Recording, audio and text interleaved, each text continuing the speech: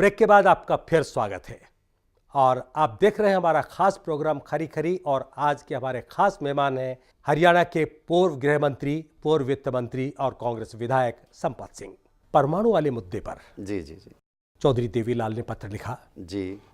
तब आप चौधरी देवीलाल के बहुत करीबी थे। जी जी बिल्कुल। क्या आपने उस वक्त मना नहीं किया कि आपको ये पत्र नहीं लिखना चाहिए? और अगर आपने मना ही नहीं किया इसका मतलब आपकी सहमति थी? नहीं, स्वाभाविक है। देखिए, जब चौधरी देवीलाल जी ने चिट्ठी लिखी थी तो मैं भी था, उनके साथ था, सरकार के अंदर था। मैं होम मिनिस्टर था उस टाइम में और टाउन कंट्री प्लानिंग इंडस्ट्री वगैरह कई डिपार्टमेंट थे उस टाइम मेरे पास उनके। उन्होंने उस टाइम लिखा था और वो जायज़ बात थी, क्योंकि हमारे यहाँ पावर की बड़ी शॉर्टेज रहती थी, उस टाइम भी रहती थी, आज भी है।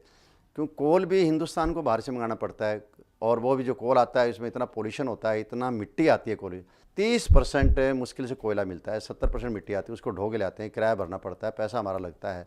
और आफ्टर ऑल जो है कोल प्लांट भी ख़राब होते हैं, फिर पूरे दिन नहीं चल पाते हैं, कैपेसिटी के ऊपर नहीं चल पाते हैं। गैस क्रूड ऑयल से बनती है और क्रूड ऑयल भी हम आयात करते हैं, इसलिए वो भी हमारे पास सामने समस्या आ रही है।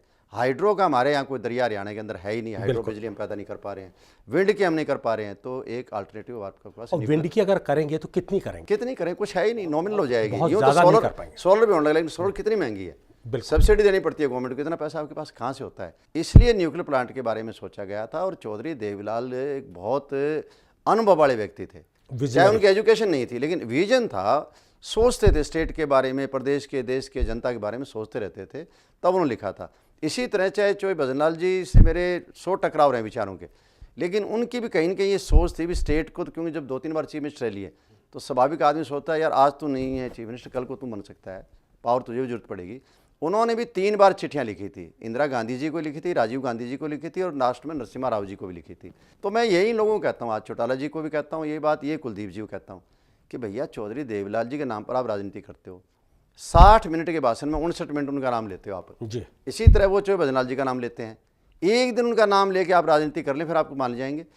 आप उनको कहते हो उनको उस टाइम ज्ञान नहीं था खतरे का, मतलब इसका मतलब वो अज्ञानी काम थे, अज्ञानी नहीं थे, वो दूरदर्शी आदमी थे जी। और उन्होंने लिखे भेजा चिट्ठी, पहले तो ये कहते रहे चिट्ठी है ही नहीं, वो फिर हमने अखबार में शाया कर दी और फिर कह दिया कि नहीं, उस टाइम के हालात कुछ बदल गए अब कि पानी का हो गया। पानी आज भी फतेहाबाद और सरसा जिला में 2 हफ्ता चलता है, बाकी हरियाणा में 1 हफ्ता पानी चलता है। सब ज़्यादा पानी है तो वहीं है। और फिर ये खतरे की बातें कर देते हैं, इसका नाम ले लेते हैं, जापान का ले लेते हैं, जापान का नुकसान हो गया।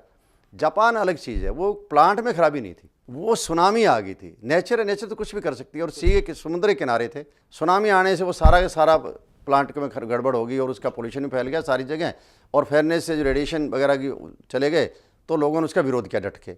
लेकिन एक बताऊं, कितनी नागरिकता देखो उनकी, कितना देश के प्रति उनकी राष्ट्रीय भावना है जापान के लोगों की। उन्होंने कहा कि ये न्यूक्लियर बंद कर दो, हमारे नुकसान हो रहा है इससे, लेकिन हम गर्मियों में एसी नहीं चलाएंगे। आज हरियाणा में कोई कह के देखे मैं एसी नहीं चलाऊंगा जी, या देश में कोई कह के चले, उनकी अपनी एक सोच है राष्ट्र के प्रति। और उन्होंने आज तक गर्मियों में एसी नहीं चलाते जापान के लोग, उस बात को लेकर। बाकी सारी दुनिया के अंदर न्यूक्लियर की तरफ आ रही है। अमेरिका में 1 लाख से फालतू मेगावाट की बिजली पैदा होती है, इससे न्यूक्लियर से होती है।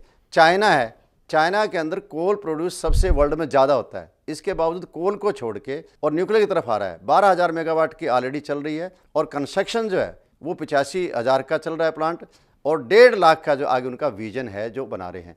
इसी तरह वर्ल्ड में और कंट्रीज हैं। तो न्यूक्लियर ही हमारे पास एक अल्टरनेटिव बचा है, इससे बढ़िया कोई और जन एनर्जी आएगी नहीं, इलेक्ट्रिक एनर्जी। तो इसका मतलब ये है कि उनके बेटे पोते, यानी चौधरी देवीलाल के बेटे पोते और चौधरी भजनलाल के बेटे बेवजह का विरोध कर रहे हैं? नहीं, बेवजह विरोध कर रहे हैं। सबसे बड़ी बात ये, कभी खुद विरोध नहीं करते किसी चीज़ का।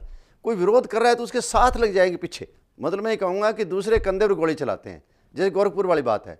कभी भी उन्होंने पहले विरोध नहीं किया। चौटाला जी उसके बाद मुख्यमंत्री भी रहे हैं, उस टाइम उन्होंने कोई चिट्ठी नहीं लिखी न्यूक्लियर प्लांट नहीं लगना चाहिए, इसका नुकसान हो जाएगा। क्या 5 साल में ज़्यादा ज्ञान हो गया इनको, मुख्यमंत्री पद के हटने से हट गया। उस टाइम एक चिट्ठी इनकी तरफ से कोई रिकॉर्ड में दिखा दें कि चौटाला जी ने कोई चिट्ठी लिखी हो कि न्यूक्लियर नहीं लगना चाहिए, इससे नुकसान हो जाएगा। अब गोरखपुर के किसान हैं, सरकार का फर्ज बनता है कि किसानों को समझाए, और किसानों का भी ये भी फर्ज है, उनके दिमाग में शंकाएं हैं, वो विरोध करेंगे, उनका राइट है। मैं उनके राइट पर कोई नहीं कहता भी गोरखपुर किसान क्यों विरोध कर रहे हैं। सरकार का फर्ज है कि उन्होंने कन्विंस करे, सरकार कन्विंस कर रही थी, सब गाँव में मीटिंग हो रही, कन्विंस हो गए थे। गोरखपुर के अंदर लास्ट मीटिंग होनी थी तो कुलदीप सिंह जी ने और चौटाला जी ने अनाउंस कर दिया कि वहाँ मीटिंग करेंगे, कोई बात करेंगे, धक्का करेंगे, हमारे छाती पर पहले गोली लगेगी। अब ये कोई बयान देने की बातें होती है? उन गोरखपुर के आदमियों को सुनने दो, अगर फिर भी वो इतराज करते हैं तो सरकार देखेगी। उनके साथ धक्का थोड़ा ही कर रहे थे। आज भी करीबन 500 एकड़ जमीन का मुआवजा वहाँ के लोग ले चुके हैं। तो कोई धक्का थोड़े किया, डीआरओ के दफ्तर में आते हैं, दफ्तर खुला रहता है और आपके अपना चेक ले जाते हैं। डिले इसलिए हो रहा है कि किसान को आगे ज़मीन खरीदनी है, जब तक आगे का सौदा नहीं होगा तो पैसे कैसे उठाए, कैश घर में थोड़े रखेगा। कई बार कहते हैं ना कि डिले हो रहा है, अब तक शुरू में तो ये हुआ कि 1 एकड़ ज़मीन का नहीं आया, एक किसान नहीं आया, नेक्स्ट डे कहा कि 10 एकड़ का आया, फिर कहा कि 20 एकड़ का आ गया। अब क्या बोलेंगे, इन्होंने कहा था कि 1 एकड़ का आ चुका है। इन्होंने ये कहा कि 1 इंच ज़मीन भी अगर गोरखपुर की जाती है तो हमारी छाती के ऊपर से होके जाएगी। दोनों पार्टियों में ये बयान था। अब भाई तुम्हारी छाती का तो मुझे पता नहीं कितनी बड़ी है, या 1 इंच कितनी बड़ी ज़मीन है। 500 एकड़ अगर 1 इंच में नहीं आती है तो भाई मैं तो आपकी बुद्धिमत्ता पर सवाल नहीं उठाता। ठीक कह रहे हैं।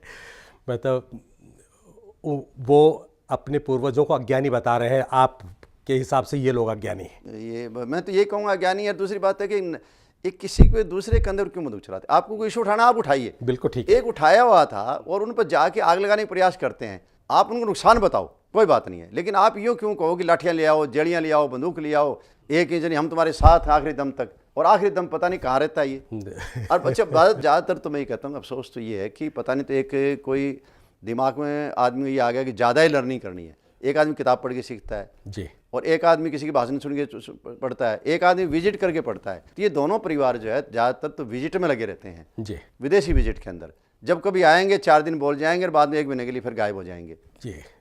यहाँ आने के बाद पता लगेगा, जब वो भाषण देंगे तो पता लगेगा ये तो विदेश से बाहर। दरअसल क्या है, कुछ नेताओं की तबीयत खराब होने लगती बिना भाषण दिए। हाँ, इसलिए वो 3-4 दिन के लिए बीच में आ जाते हैं कि तबीयत खराब ना हो। कहीं कि अब तो रिश्तेदारियाँ भी इतनी हो गई, कॉस्मोपॉलिटन रिश्तेदारियाँ हो गई है कि नाइजीरिया जैसे कंट्रीज़ के अंदर रिश्तेदारियाँ आ गई है। अब मुझे नहीं पता कौन, मुझे किसी ने पूछा कि आप इतने दिन साथ रहे हो कि वहाँ कौन सी रिश्तेदारी है कि वहाँ इस बार वो फलानी छुट्टी ले गए हैं, कोर्ट से फलाना ले गए।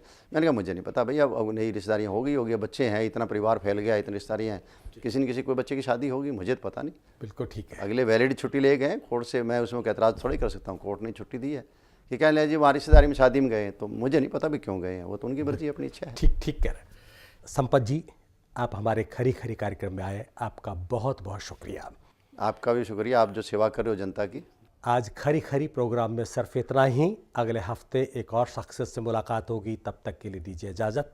नमस्कार।